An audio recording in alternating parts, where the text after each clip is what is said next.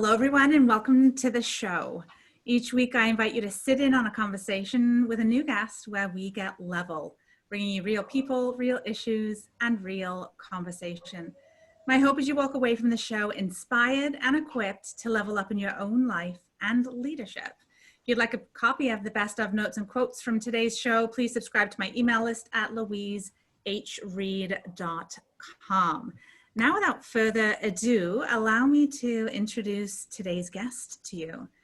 Today, we have with us Lisa Genovese, President at BottomLine. As President of BottomLine, Lisa supports challenger brands to evolve their business, creating more impact on the world around them. For Lisa, advancing a business requires more than a surface-level strategy. This is why Lisa and her team hyper-focus on their unique impact assessment process to uncover key insights and help clients see what others may not. BottomLine's global team helps clients implement kick-ass strategies centered on strong market research insights that consistently improve conversion rates, increase sales, and profit margins. Lisa has helped many of her clients grow from local brands into globally recognized names. Having worked in global markets across a variety of sectors, ranging from small business to large multinational brands, some of Lisa's favorite challenger clients include Whipcord Corporation, Verge Technologies, Inc., Canada Pipeline Accessories, 3DP, PilotsFriend, as seen on Dragon's Den, Home Depot. Continuing digging deeper into the science behind challenger brands, Lisa uses her CDMP in digital marketing to design deeper strategies for real brands with real impact. When not working with challenger brands, she can be found traveling, skiing, hiking, or enjoying the great outdoors with her husband, Corey, and their fur child, Mickey. Lisa, welcome to the show. Oh, I'm really excited to be here. Thanks for having me. Absolutely. I reached out to you after learning of your nomination for a Women of Inspiration Award in Canada. So congratulations to you on that nomination. Thank you. Thank you. And I was taken by you for a couple of reasons. And I would say the biggest one, and I didn't tell you this when I reached out, the biggest one was the way that your brand, I guess it's your brand, really spoke to me and jumped off the page when I saw your website. Talk about judging a book by its cover. We do that though, right? Even though that's an expression we're not supposed to, yet we do that. There was a level of professionalism and confidence, and I felt like you exuded that you know who you are. And it was not flat, it felt human, and there was a real appeal. And so I reached out, and I'm really looking forward to this conversation. Mm-hmm. One of the things as a woman in business, you know, we've all got different stories, different experiences as we've navigated the business world. And I'm wondering if you've faced any great external obstacles as a leader in business, or some kind of external resistance or difficulty because you're a woman. Oh, wow. That's such an excellent question. And I wish that I could say the answer was no. But many, many times that has come up as a bit of a barrier. I found that at the beginning of my career, it was an interesting combination of being young and being a woman in business. I started in a very different industry, owning a business at the beginning of my career. And often I would kind of find that I'd be in these meetings and it was often like, oh, you're so young, you don't really have any life experience yet, or, oh, you're female, so you wouldn't understand that. And you know, I've come to appreciate the spunkiness that's part of my personality, and I now have no issue calling that out. But I remember at the beginning of my career that being really challenging. I was very fortunate though, early on, that I had many great female mentors who kind of coached me through how to deal with that and what to say. And, you know, I wish that wasn't the world that we live in, but unfortunately it still is. And I think that, you know, one of the greatest things as female leaders that we can do to help the young up and comers is to provide that mentorship, provide that leadership. And, I want to give that same opportunity to another young female who is just starting their career and hope that they don't have to go through some of those same things. I appreciate you sharing that, and I'm hopeful that things have changed and things are changing, not at the pace that we would like. I'm hopeful that this next generation of up and comers, like you've said, will have a different experience, and they will continue they will eventually take the torch and carry that on. What was some of the advice that you got regarding this, like, spunkiness? And I like that you're so confident with it now, because it's probably one of your superpowers, really, that connects you with people. So what was some of that advice or that guidance that you recall having an impact on you? The one thing that has really stuck with me through my career is tell it how it is. Call it out. Don't be afraid to call it out. I'm not going to swear on your show, but there were a few choice words on how some of my female mentors alluded to doing that. Go for it. If I'm allowed to swear, this is also part of it. But a lot of them said, don't give a shit about what those other people think. It's not okay to be treated like that, and you need to call it out. Tell it exactly how you see it. And that advice has been so impactful for me, because I used to almost hide behind this whole, I don't want to upset someone else, or I don't want to be, this is the best one, I don't want to be perceived as bitchy. And I'm at this place where it's not being bitchy by saying, listen, that I really don't appreciate that comment, or this isn't how I would like to be treated. This is what's appropriate in a business setting. And so that advice has been invaluable. There's the other thing that I've been told is own it. Don't be afraid to, speak up. And the other thing that I found really challenging towards the beginning of my career, when I had transitioned more into the marketing world, was credit for your ideas. So a lot of my male peers would, take credit for what was really my work, and I would sit back and I would let them do that. And not anymore. I got to that place where it was like, no, own it. That was your idea, and when somebody presents it as theirs, you actually speak up and talk about what your contribution was. And I mean, I'm still working on that. It's not that feeling of imposter syndrome. Doesn't just go away overnight. I'll be honest, I am still working on that to this day, but it's gotten a lot better. And I've been really grateful to some of those mentors that have helped me along the way. So many nuggets of wisdom through what you just shared there. One of the few things that I wanted to maybe touch on a little more, credit for ideas and men typically taking credit for ideas.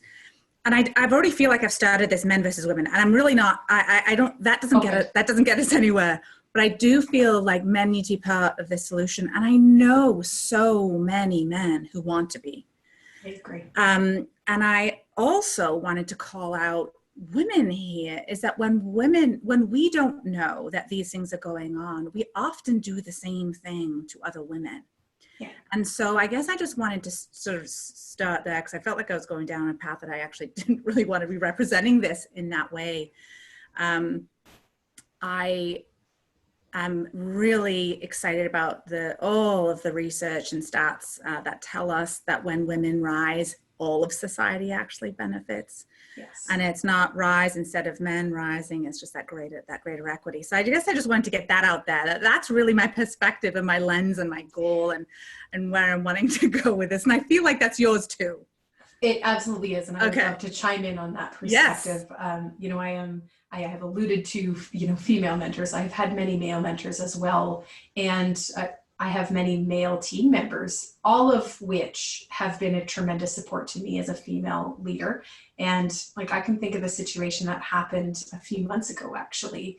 And it was actually one of my male teammates that stood up for me. And so it's not about male or female. It really isn't. It's really more about what's appropriate in a business setting. Doesn't matter what your gender is. And how do you really build another person up so that they can lead effectively. So yeah, no, I totally agree with that.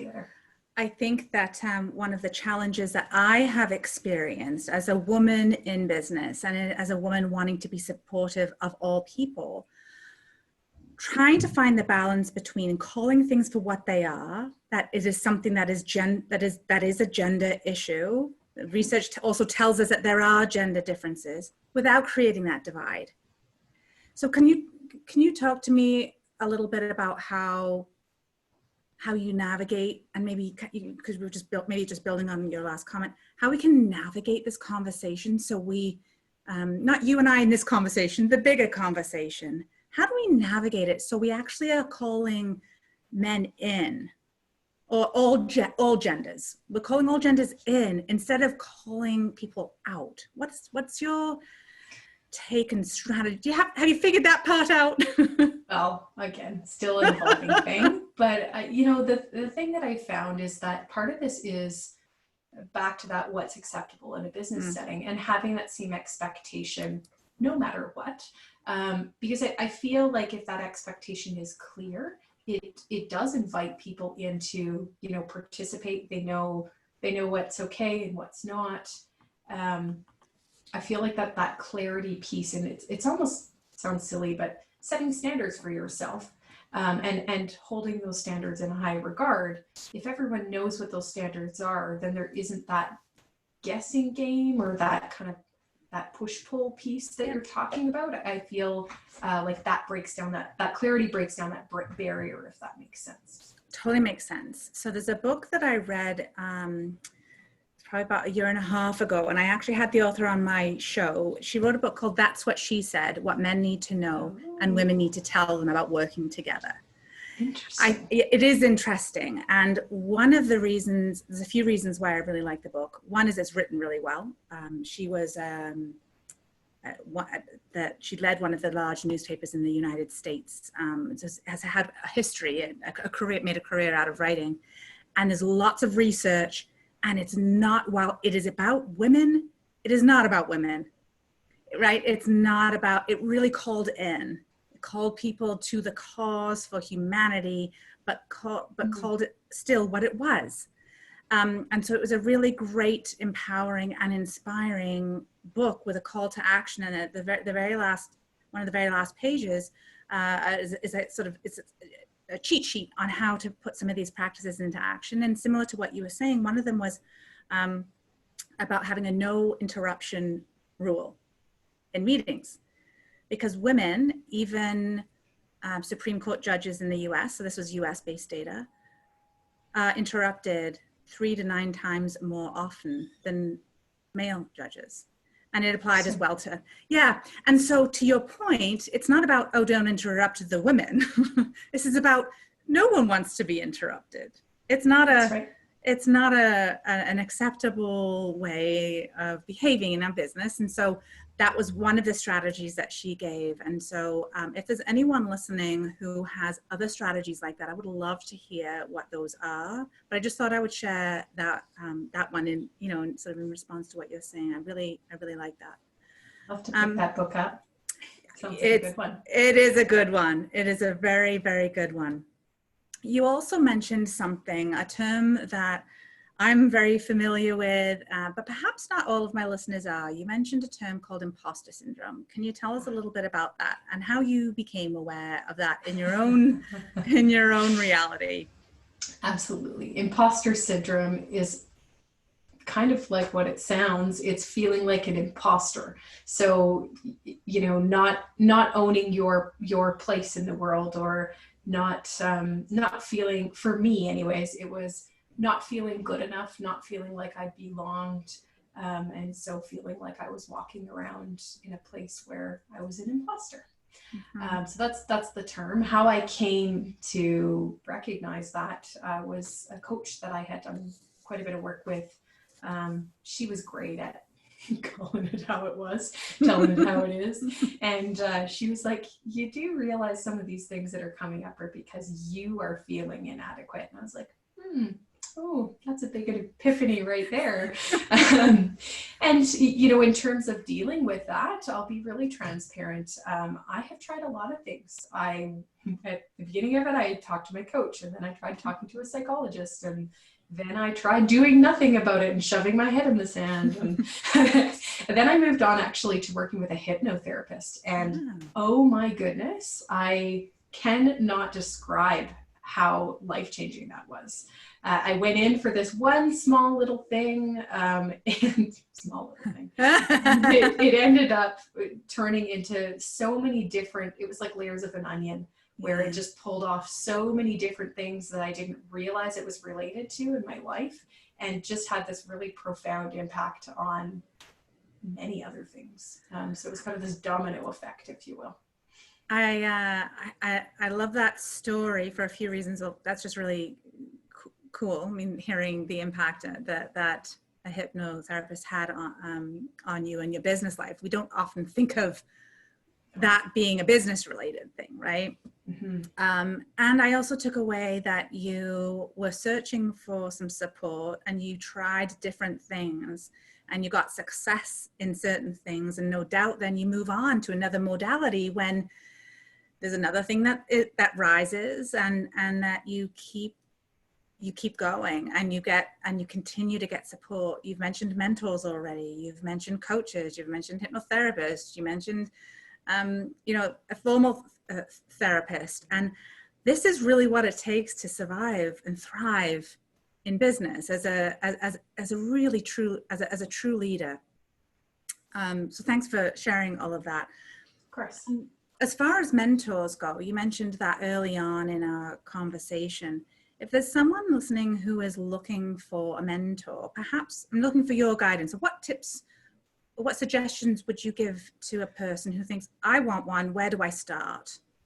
That's an excellent question. And I think so many people talk about mentors, but it's not, I remember thinking this to myself, great, I know I need one. How do I actually go figure this out? And so now that I'm in this place where I've been able to give back to other people looking for a mentor, it's given me some insights. So I'd be happy to share. One of the biggest things is be really clear on your ask, and make sure that you're clear what you want to get out of it as well, because the person that you're asking for their time is likely extremely busy, is probably wearing way too many hats themselves. And so, if you're asking for their time, be really, really clear on what it is that you would like help with and what you're expecting to get out of the engagement. Also be clear about, start time, end time. Are you looking for help for, a one-off coffee? Are you looking for help over a 6-month period of time? Is this something where you're wanting that person to be a lot more invested? Those things will help you get better help, as silly as it sounds, because I know early on there was somebody that I asked to mentor me, and it was a gentleman actually, and he was very, very gracious and said yes, of course. And so we sat down for a couple coffee meetings, but because I had not been clear about what I had wanted my outcome to be in terms of length of time, etc., we ended up not staying in touch, because we had those first few coffees and he had felt that he had given the time, and I was still left feeling like, oh man, I'd really like to have more. And so that's a big one, that clarity piece on what you want out of it. The other thing is come prepared with your questions and with clear objectives on what you want to cover in the particular session itself. I know whenever I used to be a mentor in the ATBX program, and the ones that got the most out of it were the ones that came and said, hey, I need help with this, this, and this in this session, and I'm hoping to walk away with X. And then I would do my best to fit that in that, hour or whatever the time frame was. And I'd tell them right up front, if they came with 15 things and I thought we could only cover 3, I would say, I think we should start with these 3 things and then move on to these others in another session. So that being clear piece, I think will set you up for success. The other thing is not being afraid to ask. So many people, especially if they've been successful in their career, they want to share, they want to give back, but they can't do that if you don't ask. So don't be afraid. You know, people, as my mom would say, everybody pees and poops, Lisa. It doesn't matter. It doesn't matter who they are in this world. If they, you know, are worth $1 billion or if they just came out of school, just ask. And so I'm going to give that same advice. Don't be afraid. Those are amazing pieces of advice. And just a reminder to listeners, if you're listening to this on the road, subscribe to my notes and quotes. So you get all of these notes, because this will come in my weekly email, because these are gems. Not being afraid, being afraid to ask, I think, is a problem that many people, I do a lot of coaching work with women, so I'm not suggesting men don't experience this too, but my experience has been, I know a lot of women are challenged with that as they continue to prove their worthiness, and own the space that they're trying to get to, especially in the leadership ranks, where women are still underrepresented and trying to find that space. So the not being afraid to ask, I'd like to suggest we can extend that to beyond asking for a mentor, but just help in general. You mentioned that the kind of work that you do now isn't where you started. I imagine that when you were 6 years old, you weren't thinking that you're going to be president of the kind of company that you run. Can you talk to us a little bit about the journey to getting here? For sure. No, I'd be happy to. So when I was just finishing up high school, I had actually wanted to be a lawyer. That was my career path, where I was headed. And so when I went to university, the advice given to me was pick whatever comes easiest to you, because you need a 4.0 GPA to get into law school. So writing was, I was passionate about writing. I had great marks in English class. And so I set out to get an English degree. And I started working for a really small law firm, doing some paralegal and clerical work. And I hated it. I hated every minute of it. And I'm so grateful to this day that my mother said, hey, you should really go and try this out and make sure this is what you want to do, because you're not a details person. And if you're going to be a lawyer, you better learn how to focus on the details. So that kind of scrapped that idea. And then while I was going to university, I needed to be able to pay for school. And so I started working for Oxford Learning, and I started as just a tutor. And then when I had kind of maxed out my hours there were parents that were saying, hey, would you be willing to work with my child privately, because we can't get in to see you at Oxford. And so I then started picking up all of these private tutoring clients, and it eventually grew to this place where I had way too many clients. So I actually quit university and started a business, and hired a bunch of psychologists on contract to help children with learning disabilities write their IPPs for school, and they helped design curriculum for life skills programs, tutoring programs, etc. And so that was my first business, and I loved it, but I always joke that I made all the mistakes in my first business. And I always gravitated towards the business and marketing side. Although I loved working with the kids, I was really passionate about growing the business as a whole.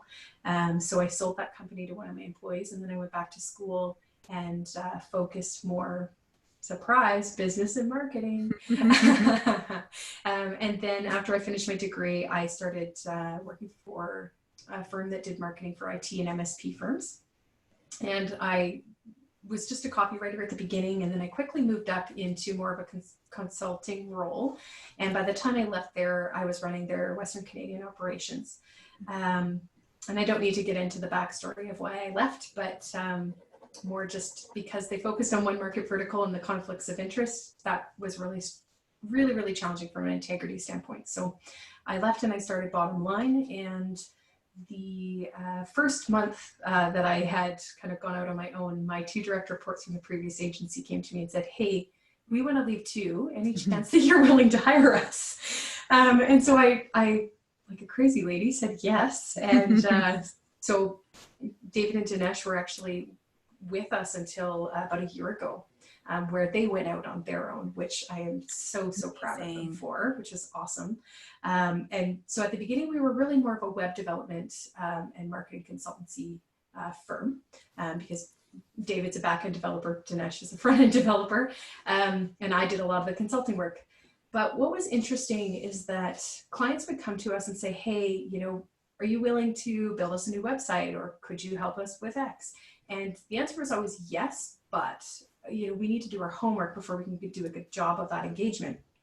And so we'd go off and do market research, build them their website, and clients would be happy and go on their way. And then one day it kind of hit me, why in the heck are we doing this research work for free?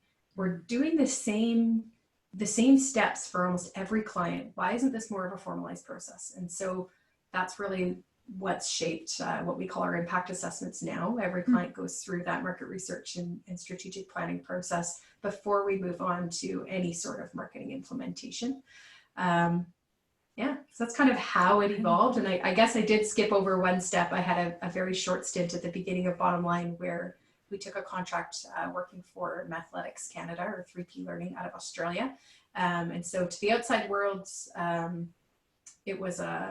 was their marketing director, but that was really great experience that I got there in the education industry. And just from a global brand perspective, I learned a ton. But one of the things that, again, I took away was that market research piece, and really, doing your homework before you're moving into a new geography.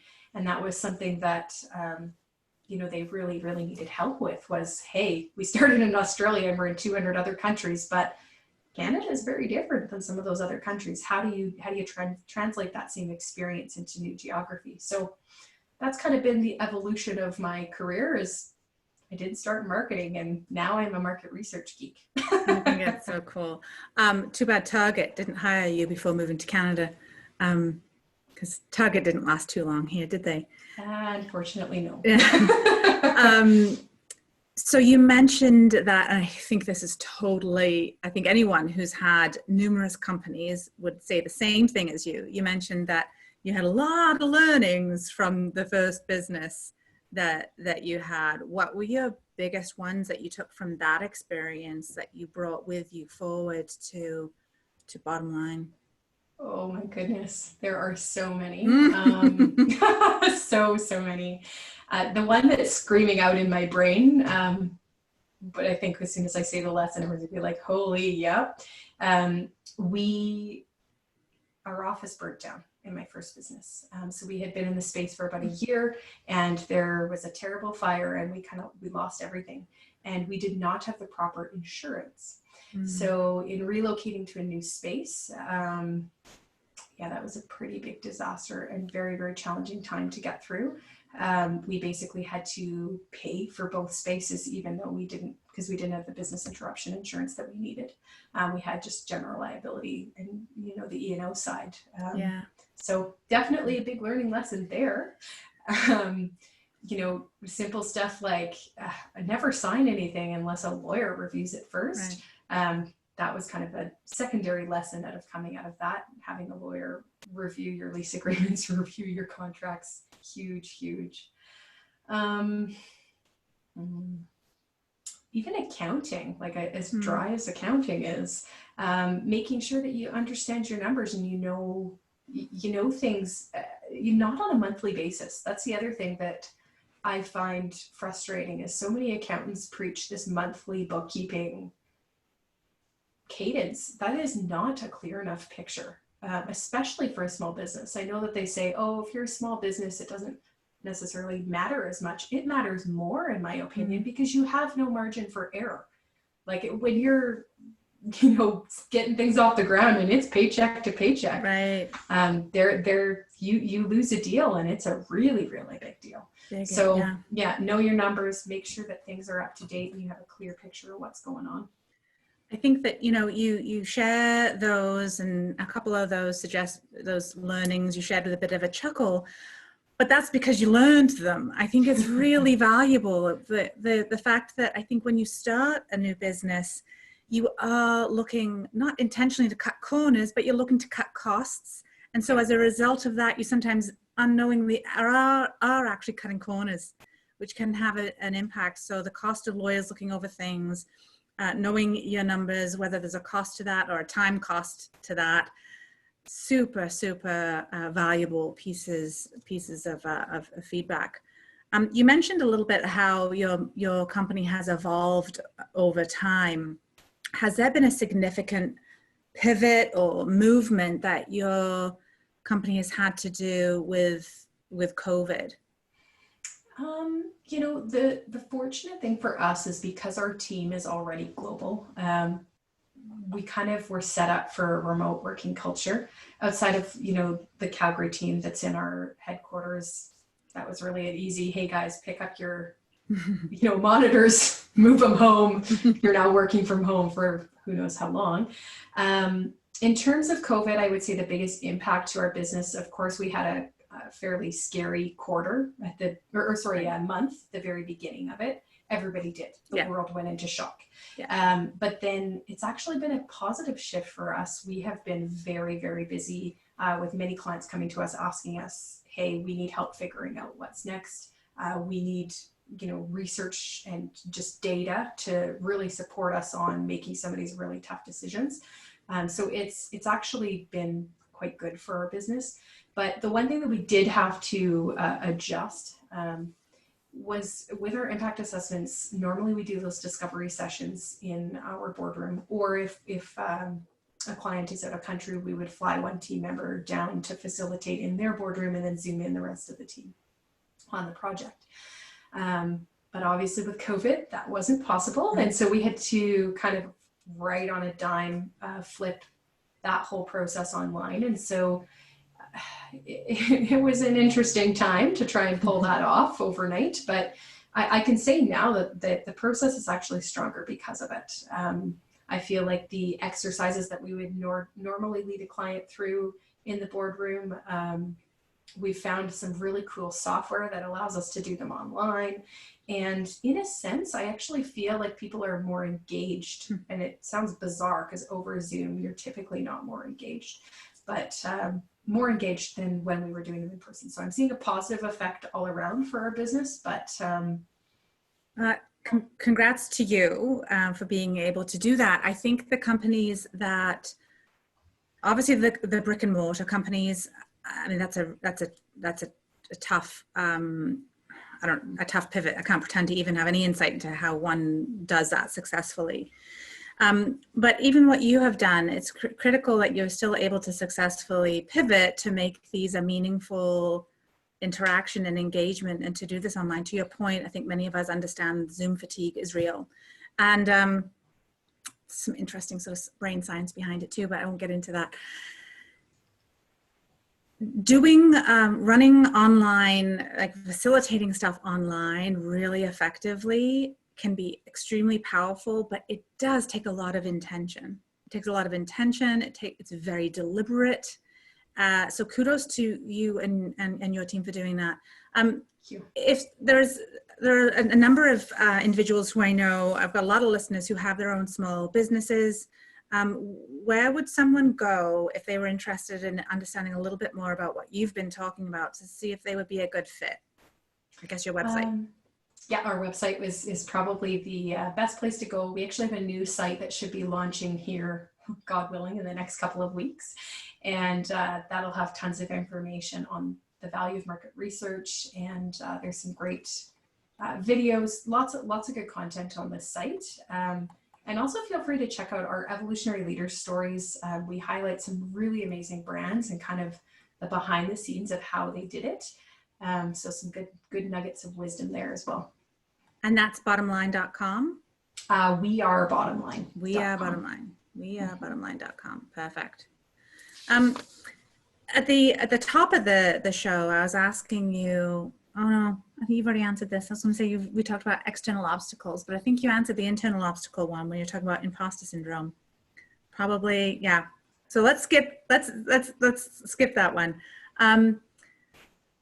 Leadership is an area that I've been working in now for about last 20 years, really formally and focused for the last 3.5. I think there's such an opportunity, especially now, even since COVID, even more so, a pronounced opportunity for leaders to make such a positive impact. Can you talk to me a little bit about how you define leadership or your own leadership philosophy?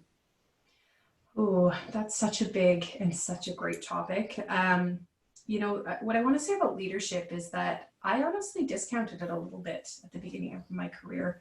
And it's about the same timeline as what you're describing, where I've really focused in on what does it mean to be a leader? What's the value in leadership? And I started working with a new firm called Stoke Growth, and they are the masters, in my view, of just how to grow your leadership capabilities. And I've learned so much. And if I was to bring it back to kind of a few key points, well, what would those be? Because there's too many. I'm totally putting you on the spot here. That's okay. And maybe they're not the top ones, right? They're just ones that sort of come to mind. I think that, you know, leadership is, you know, being authentic, being vulnerable. But one of the things that I see that gets kind of tied up in that shouldn't is the oversharing. So you can still be a transparent leader without, you know, sharing what you had for breakfast. And so I think that there has to be a little bit of that defining line of separating church and state, where if you're oversharing, you're actually not being a good leader because you're stressing out your direct reports. The other thing that I think is so important is having that like North Star. What are we working towards, and making it very clear to everyone around you so that everybody's rowing the boat in the same direction. I find the best leaders can articulate what that vision is, and they're very clear about what their expectation of everyone else is in contributing to that greater goal, or, you know, common good, if you will. Those are probably the few that come to mind for me. I echo all of those for sure. The not oversharing piece is one I don't think that gets enough attention. And I'm just wondering how have you, because I don't think there's a one size fits all for this.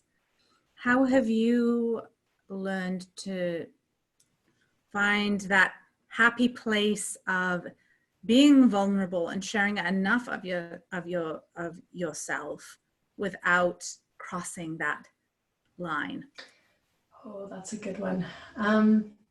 You know, I'm very close with my team and very transparent with my team for the most part. What rings, excuse me, I've been talking too much today. What rings in the back of my brain when you ask that question is kind of there's this little niggling voice where I ask myself, is this something that is of service or of value to that other person? Or is this actually going to just lessen my burden? And if the answer is this is lessening my burden, I shouldn't be sharing it. You know, as the leader, it's tough at the top. You got to carry a lot of bloody weight on your shoulders. And sometimes that means carrying the weight for everyone else. Doesn't mean that you can't have help along the way. I'm not painting that picture, even though it sounds like it. More what I'm trying to get at is, if you're going to puke all over someone else just to make yourself feel better, you shouldn't be doing it. That actually is not a leadership trait. That is not the way to go about it, in my mind. I feel that if you're having a bad day and another team member says, hey, are you okay?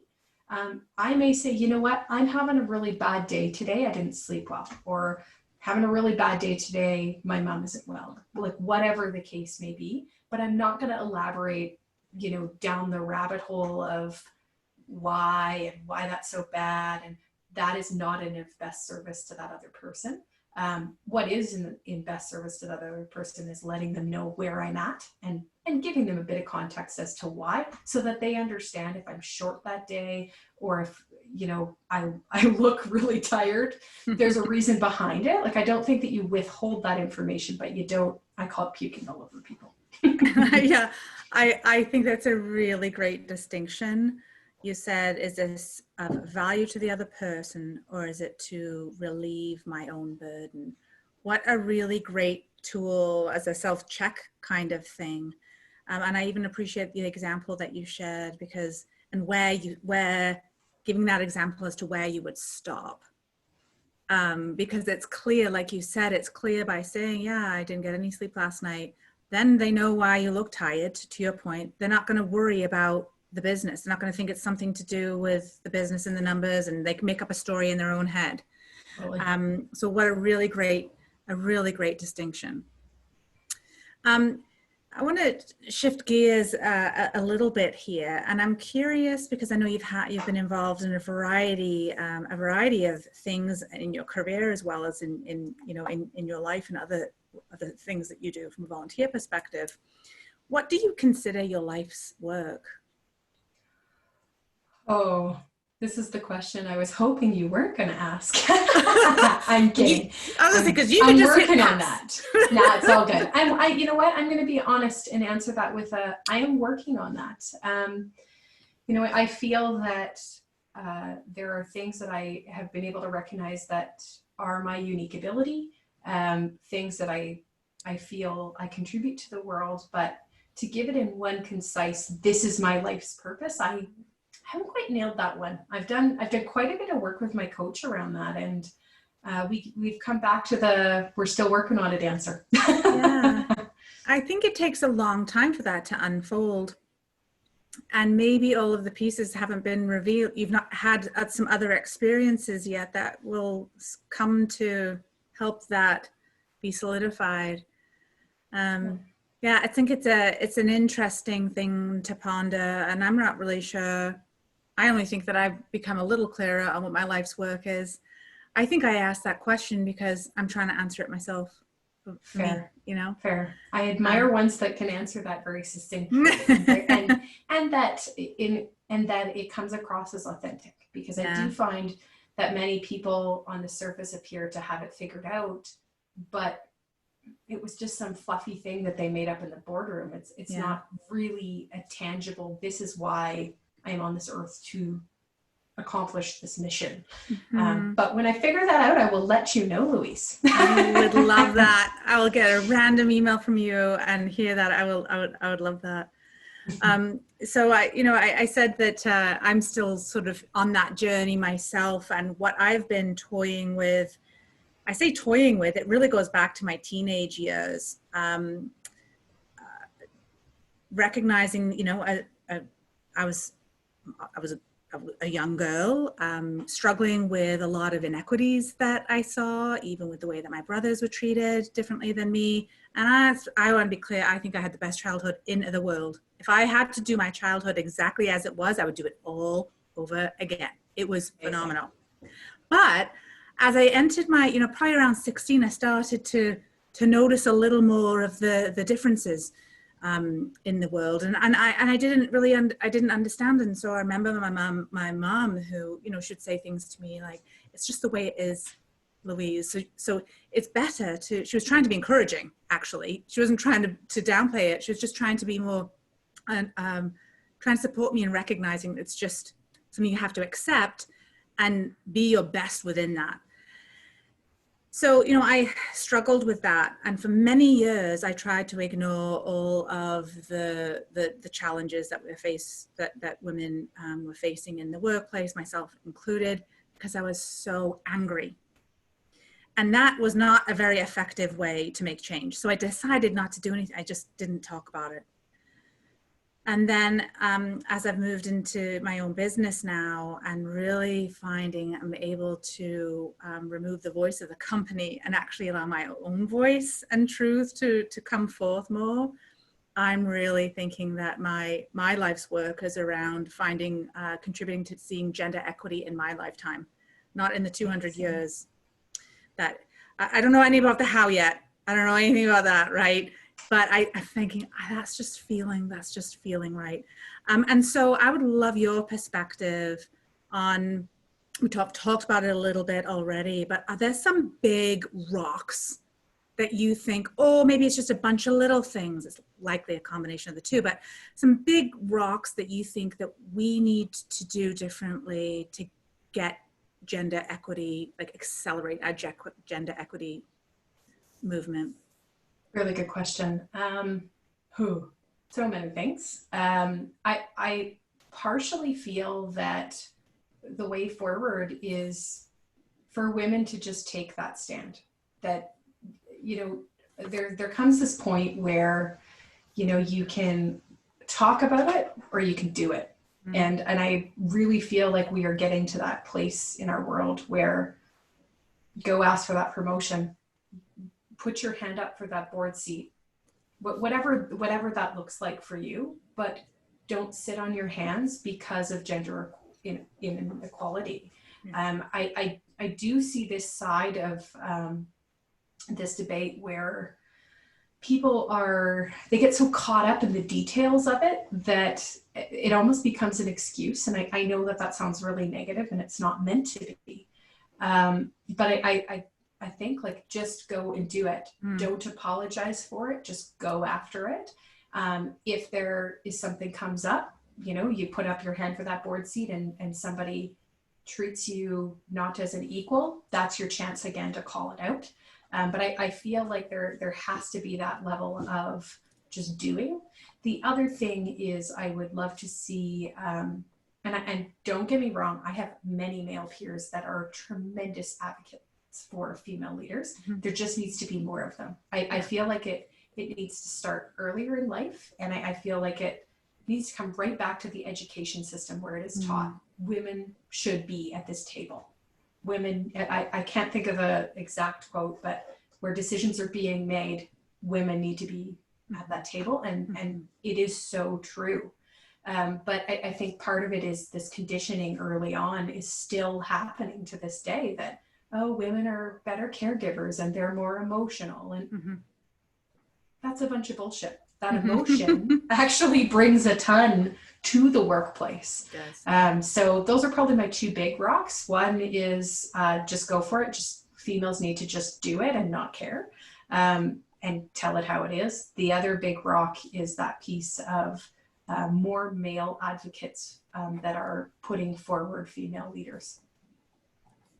I love that. And at the educational level as well, like much earlier. So Nike, as Nike says, just do it. I think that some of those rocks are really helpful because one is that what we have control over, right? We have control over that first piece. It's really true. And I love that you actually brought up just do it. I was chatting with the folks over there. What is today? Wednesday. So on Monday, and there's a nice young gentleman that is part of their supplier diversity program. I was having a meeting with him and we were actually talking about this very thing, about how do you think Nike can engage more female entrepreneurs? We'd love to have them as part of our supply chain, but sometimes it's really challenging to figure out how to reach out to them so that they feel comfortable. And I was like, we then had a giggle about it. Nicely played, Lisa. Nicely played. They got it right, didn't they? They just do it. It just stands the test of time. I now have a few rapid fire questions before we wrap up the show. Are we good with that? Okay. What advice would you give to your younger self? Don't be so hard on yourself. Just trust that you can actually do it, and don't be so hard on yourself. Don't beat yourself up. That's a good one. Favorite place you've ever traveled to? Oh, I'm a big traveler. I know, that's why I'm asking this one. My trip a few years ago to the Galapagos Islands was one of the most magical places I've ever been. So that's my answer, the Galapagos Islands. My dad will be really happy. So Dad, if you're listening, you've got now a friend in Lisa. And then finally, what does the world need more of? Oh, many things. But I think kindness. More kindness and understanding. I think it's a great answer all times, and certainly needed more than ever in our world today. Lisa, thank you so very much for your willingness to spend this time with me. And you just said yes right away when we connected about being on the show. I'm so deeply grateful for you saying yes when it would have probably been easier to say no. So thank you. Oh, thank you for having me. This was really fun. I'm glad. And of course, thanks to all of you as well for tuning into today's show. And I invite you once again to contact me directly at louisehreed.com if you have any questions or wish to talk about coaching, speaking engagements, or leadership consulting. Let's all live inspired, grow together, and be brave, be bold, and be happy. Until next week, my friends, I'm Louise H. Reed, wishing all of you an amazing day. Goodbye, everyone.